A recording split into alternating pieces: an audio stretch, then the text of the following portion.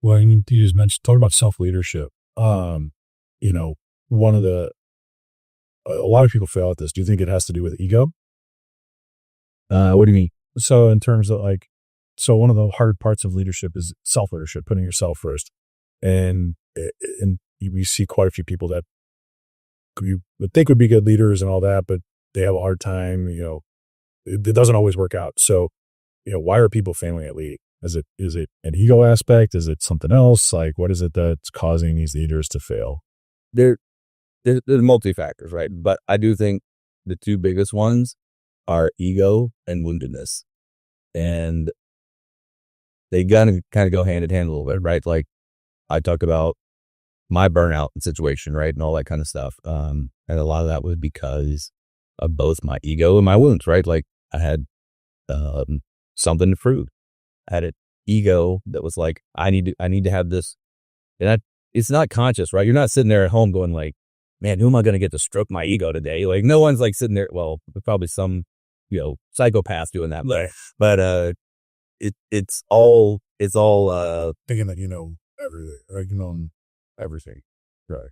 yeah, You know, yeah, and we want people to recognize and know that. So like I remember so many times back in those days, like I'd get asked a question by the executive team or by a board member or by somebody else, whatever, and I would not know the answer, but I would give them an answer with certainty, because you better like if you answer something with like authority and certainty and confidence in your voice, whatever, 99% of people will go, oh, yeah, Oh yeah, this guy knows. yeah, totally. I could be like, man, did you know that 75% of people in the United States are, well, whatever. If I said it really confidently, you'd be like, oh, sure. Oh, wow, I didn't know that. Yeah, I'm going to train my thing on that. And I remember so many times where, they'd say like some question, what's our EBITDA for projection for next quarter or whatever. And, I'd be like 3.62 million. And they'd be like, oh, that's good. Thanks for letting me know or whatever. And I'd be like, oh shit, I got to go after them. I'm like making a note to myself, find out the answer, come back, but because I felt like I needed to be the smart person in the room. I need to be the answer man. And, like we all know, like we know now, like the best leaders, I mean, you gotta be freaking competent. Like you can't be Honest too. yeah, but you gotta be honest. And like nobody can know everything. And so, and when you do that, people actually trust and respect you more. You know what I mean? Like if we sat and talked long enough and we covered enough subjects, right? And I knew, and I was an expert on every single one of them. You guys go, this guy's full of bullshit. There are nobody knows everything about, he's talking about, Russian history, and he's a Civil War expert, and he's a business leader expert. Like, what I mean? Like you can, but you can bullshit that kind of stuff, but that's coming out of ego, coming out of woundedness. And, almost all of our stress and anxiety and things like that come from this lie or belief, a false belief that we need something that we don't really need. Like that I need your approval. I need to be considered smart. I need to be called this, whatever. This much money, whatever it is. And once you realize that it's the attachment to those beliefs that causes suffering and anxiety, and the fact that you actually don't need, like, yeah, it's great if we like each other. I hope I'd like for you to have some approval, but I don't need that. It's not what my core is. It's not going to make me. And then the truth is, like, you can never have enough of what you don't really need. So, if I get it, I'm just going to want more of it, and I want more people, and it's like an addiction. And so I think, yeah, really dealing with when people deal with their egos and their wounds and how those things are driving them, then they're able to lead from a healthy place. Then like we'd always say, hey, we take our mission really seriously, but we don't take ourselves very seriously. And I found it really important for me to as a leader, have self-deprecating humor, and to give people a permission structure to make fun of me, joke around with me.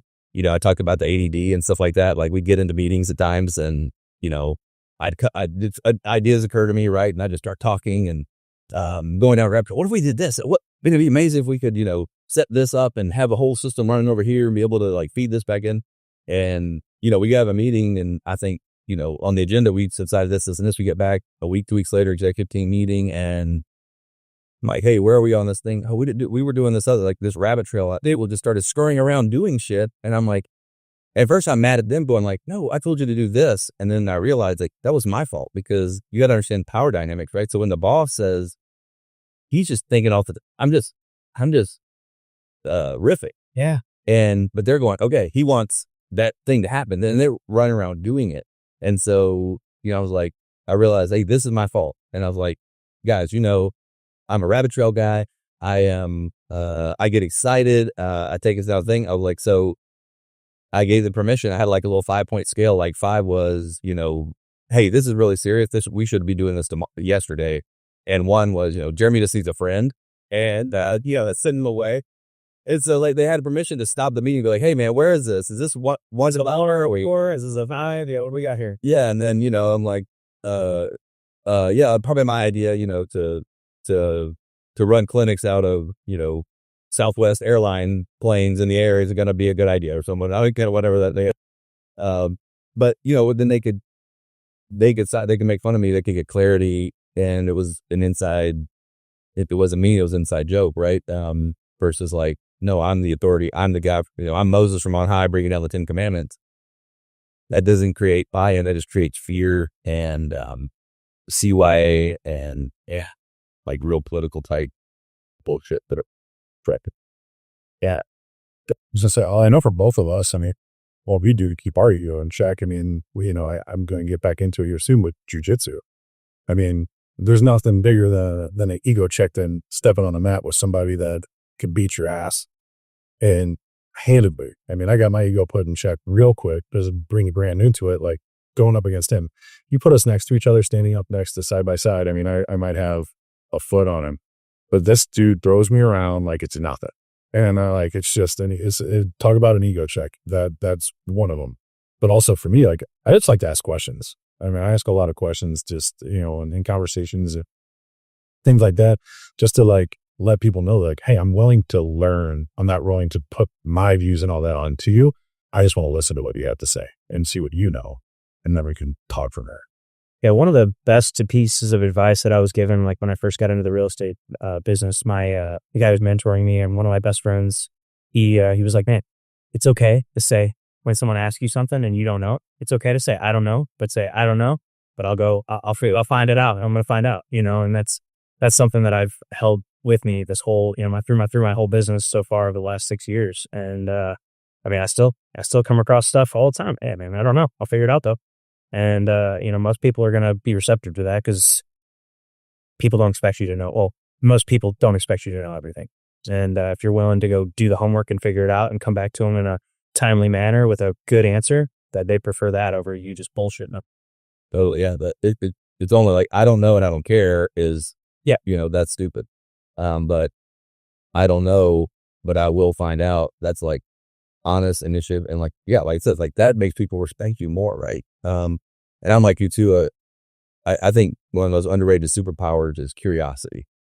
Being curious about, human being, we're like endlessly fascinating, complicated, right? Like you can be in a relationship with someone for 20 years and just still learning new things about them, all the time. But the other thing is like, it's almost impossible to be curious and anxious at the same time.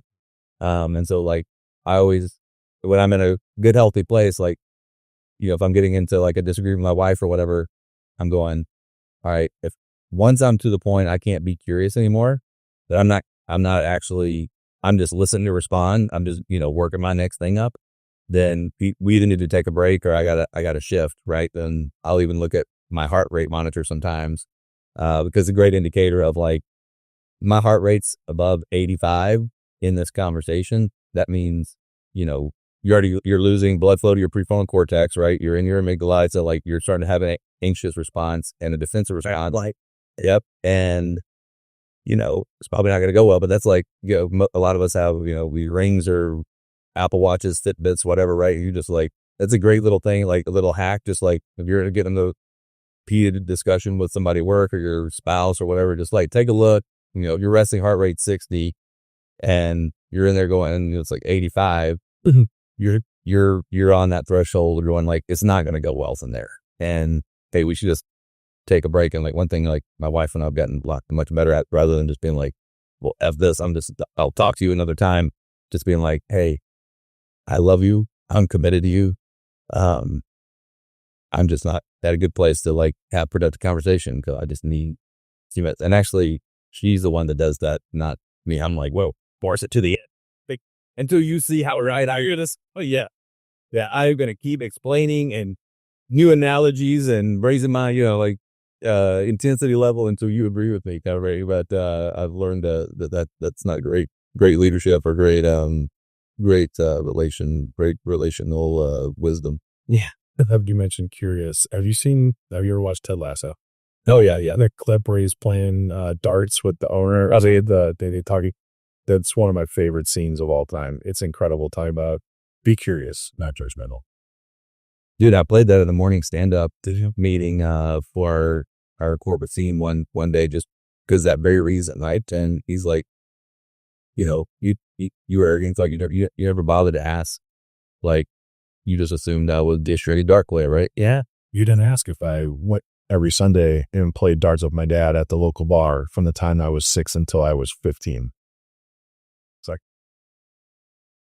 bullseye. Great clip. I love what you said too, though, about like jujitsu, because I always try to think about like intentional adversity, and then I think it's good. We talk a lot about masculinity on the podcast, right? Like, yeah, it's good for every man to get his ass kicked at some point. Oh, not sure, totally agree. And hopefully, like, doesn't mean like really get but be humble. Do you realize that you're not the toughest guy in the world? Yeah, there's always. And if you think about it, that's part of the problem is like we feel threat, like there's always going to be somebody smarter, somebody better looking. And, what I've tried to get good at over time is going, those are people I want to make friends with, advocate, because what our mentor said to me once, he was like, look, you can fall in love in life with the things that you know or the things that you don't know. And there's a whole hell of a lot more in the world that you don't know, and it's much more interesting. Right. But if you're just stuck there, you never progress, you never grow. And I think that's a big thing with men. You talked about ego is, you can't learn without first being ignorant, right? Like I can't learn jujitsu until, I get the shit kicked out of me, a few times. Sure. And you realize that the stuff you think works does not work, right? Whatever, right. And I talked to so many people like that. Like I got a good friend, he wanted to do the same thing, and he's even bigger than you. You're a big guy. And he's like, dude, I got in there, and he, great physical shape, CrossFit all the time, all that kind of stuff, right? And he's like, dude, this little 5'9" guy was like tossing my ass all over this mat, and I think that's awesome. Like one of the things we always talk about the Navy SEALs and stuff like that, and one of the unique, you've probably heard 100 interviews, right?